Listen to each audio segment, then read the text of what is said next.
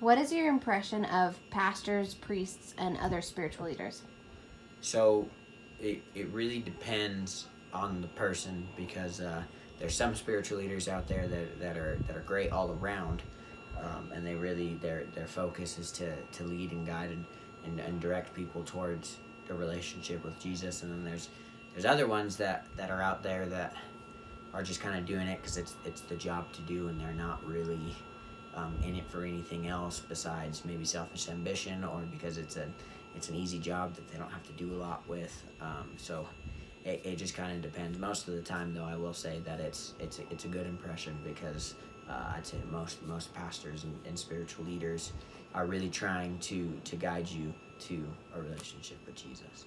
Do you think people trust pastors and ministers and other spiritual leaders, and why or why not? I do think they do, but I don't think it's because of anything that the pastor's doing necessarily. I think it's because we're kind of conditioned to where there's certain people in our culture that we're conditioned to trust or not trust, and ministers just happen to be one of those people that we're kind of pushed to trust. Not that they're not trustworthy people. It's just I think people come in with an automatic trust because they're a pastor or minister or spiritual leader, or whatever you'd like to call them. Thank you. Do you think people trust ministers? Why or why not? I do not think in today's society people trust ministers as much as they should, because there are so many different arguments and conflicts about the ministry. Would you go to a pastor or a priest or another spiritual leader if you were facing a difficult time? And why or why not? Personally, I would go to a pastor or a minister, because I believe that they can help me spiritually more than anybody else could, and they understand it better. And what character traits do you think a pastor or minister should have? I think they should be very, very kind, honest, and understanding, and should not be judgmental. What character traits do you think a minister or a spiritual leader should possess? I think honesty is the first and most important, because as a believer or non-believer, I need to be able to trust the person who's leading me in a direction that maybe I'm uncertain of, or even if I'm certain of it. Also, I believe that compassion is another trait that's important, because a caring, loving heart is something that any minister has to have towards the people that they're leading to Christ or in that direction. If you were in a difficult time, would you trust a pastor or a leader to talk to them? Why or why not? I would, but I believe it would have to be my pastor that I've been a part of a congregation. I don't know that I would just trust any pastor or any spiritual leader from any congregation. It would have to be somebody that I've been a part of their congregation. Because why or why not? Yeah, absolutely, it would be somebody that I trust their opinion on whatever I'm having the issue with. Thank you. What is your impression of pastors and spiritual leaders? I think pastors and spiritual leaders are very needed in this country today.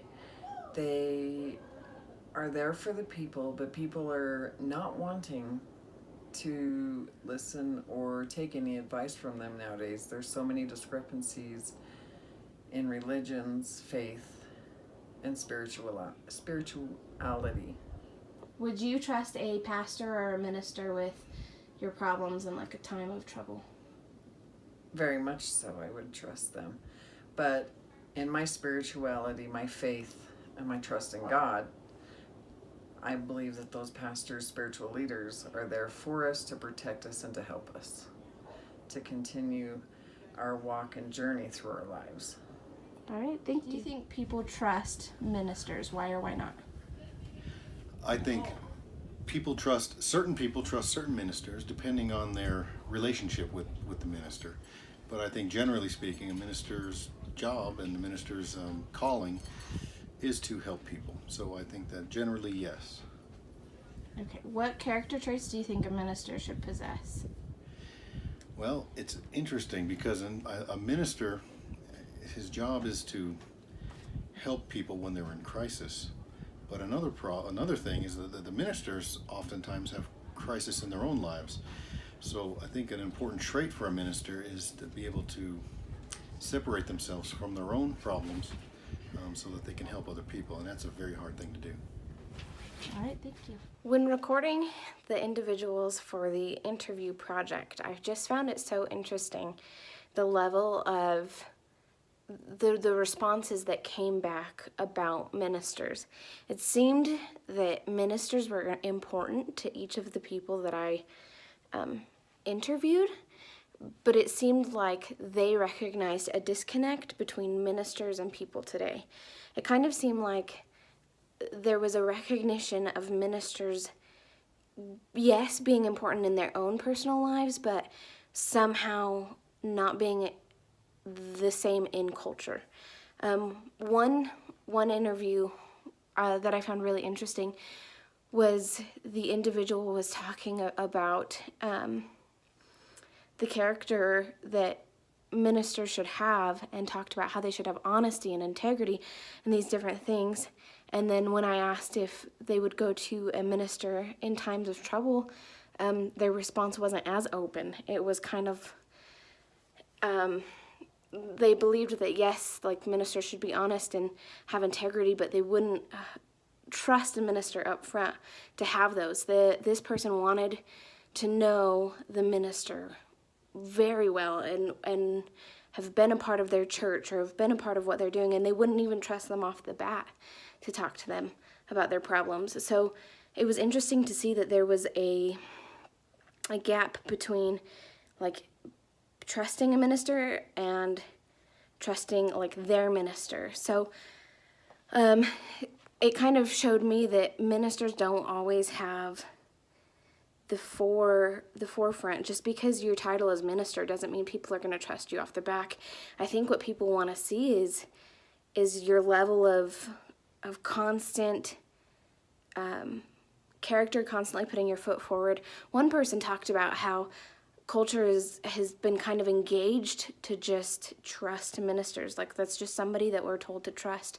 But the other person talked about how they wouldn't even trust them, like they wouldn't trust a minister unless they had been under them. So I just found that it was interesting, the level of trust that a minister receives based on their title. I think that in studying ethics over the course of the semester and studying people and all of this stuff that has to do with it, I think that it's so important for ministers to be open and transparent people with society and not set themselves to this level of like, oh, I never mess up, I never do anything bad, because people want real and they want honest. But if a minister has placed himself kind of in a position where he's above or whatever and then fails, it destroys the trust that people have.